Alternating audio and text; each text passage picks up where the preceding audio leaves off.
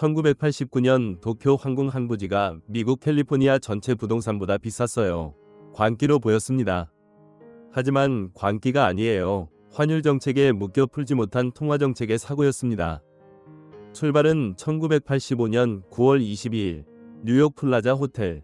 5나라가 달러를 약하게 엔을 강하게 합의했어요. 엔달러 환율이 236엔에서 3년 만에 120엔, 엔이 2배 비싸졌어요. 일본 수출이 무너지자 일본은행이 금리를 5번 내렸어요. 5%에서 2.5%까지 사상 최저였습니다.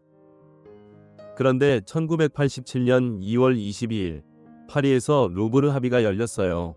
환율을 안정시키자는 약속이었어요. 일본은 금리를 못 올렸어요. 2.5%에 2년 3개월 동안 묶여 있었습니다. 저금리에 강한 엔, 돈은 갈 곳을 잃고 부동산과 주식으로 폭발했어요. 1988년부터 광기가 본격화됩니다. 도쿄 23구 부동산 가치가 미국 전체와 비슷했어요. 일본 부동산 전체는 미국 GDP의 4배였습니다. 1989년 봄, 니케이가 3만 포인트를 돌파했어요. 같은 해 5월 31일, 일본은행이 첫 인상 2.5에서 3.25%로 올렸어요. 12월 17일, 미에노 야스시가 신임 총재로 취임했어요. 별명이 버블 파괴자였습니다. 취임 8일 만에 세 번째 인상 3.75에서 4.25%로 올렸어요. 나흘 뒤 12월 29일, 니케이가 38,957포인트로 사상 최고치였어요. 1990년 8월 30일, 5번째 인상으로 6%, 15개월 만에 240베이시스 포인트였습니다. 10월, 니케이가 2만 포인트로 떨어졌어요. 정점 대비 절반, 1년 만에 폭락이었습니다. 1992년 니케이는 정점 대비 60% 폭락, 일본 가구 자산 1700조 엔이 증발했어요. 2002년까지 도시 토지가 정점 대비 80% 넘게 떨어졌어요.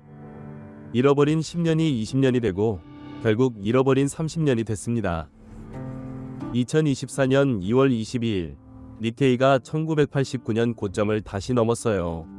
34년 2개월 만이었어요. 정리합니다. 광기가 아니라 정책 사고였어요. 루브르 합의가 저금리를 묶었고 일본은행은 자산 가격을 보지 못했어요.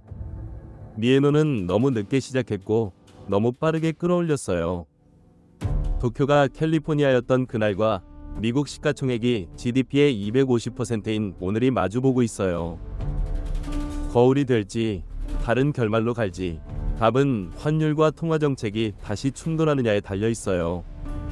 구독과 좋아요, 알림 설정 부탁드려요. 흥망의 공식 다음 편에서 만나요.